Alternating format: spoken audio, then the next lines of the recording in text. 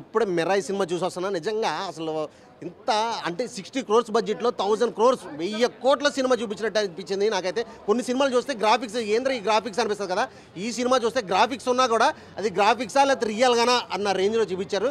నాకైతే మాత్రం next level.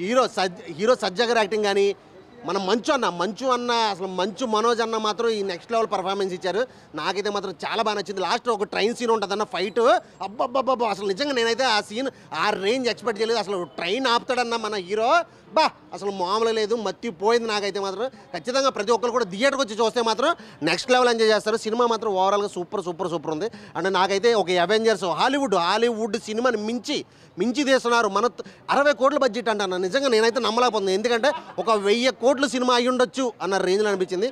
Cinema మాత్రం ఓవరాల్గా సూపర్ ఉంది. Subject, concept, direction, choreograph A to Z అన్నీ బాగున్నాయి. కానీ ఒక్కటే డిసప్పాయింట్ అయింది. ఏందిరా అంటే సాంగ్ లేదన్న సినిమాలో, అదొక్కటే డిసప్పాయింట్ అయింది. కానీ సాంగ్ ఉంటుందంటే సినిమా సబ్జెక్ట్కి సింక్ అవ్వదు సాంగ్. సో అది ఓన్లీ సపరేట్గా పెట్టినట్టున్నారు. కానీ ఆ సాంగ్ లేకపోవడం కొంచెం బాధ అనిపించింది. కానీ ఆల్రెడీ యూట్యూబ్లో అయితే మాత్రం షేక్ చేసి పడేసింది కాబట్టి ఆల్రెడీ మనం చూసాం కాబట్టి సో థియేటర్లో లేకపోయినా కూడా ఓకే అడ్జస్ట్ అయ్యి, ఎందుకంటే సబ్జెక్ట్గా ఆ సాంగ్కి సింక్ లేదు. సో అందుకని చెప్పేసి అది ఏదో ప్రైవేట్గా తీసినట్టున్నారు. కానీ సాంగ్ అది లేదని ఒక్క డిసప్పాయింట్ అయ్యారు. కానీ ఓవరాల్గా సినిమా మాత్రం చాలా అంటే చాలా బాగుందన్న. శ్రేయ మదర్ క్యారెక్టర్ చేశారు. ఒక మదర్గా కొంచెం ఒక ఆమె కనిపించేది ఒక 10 minutes కనిపించినా కానీ అక్కడక్కడ. సో ఓకే ఆమె క్యారెక్టర్కి ఆమె న్యాయం చేశారనిపించింది. అంటే జగపతి బాబు గారు కూడా మంచి క్యారెక్టర్ చేశారన్న. ఆయన కూడా ఒక 5 minutes 10 minutes ఉంటారు. ఆయన క్యారెక్టర్ కూడా ఆయన న్యాయం చేసుకున్నారనిపించింది నిజంగా అయితే. సో మెయిన్ ఇంకోటి ఏంటంటే అన్న, ఈ సినిమాకి మెయిన్ ప్లస్ పాయింట్ ఏంటంటే పార్ట్ 2 లేదన్న.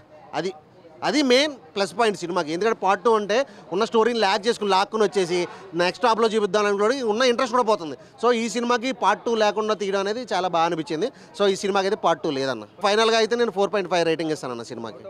అవునన్న, అవుట్ ఆఫ్ 5. ఓకే అన్న.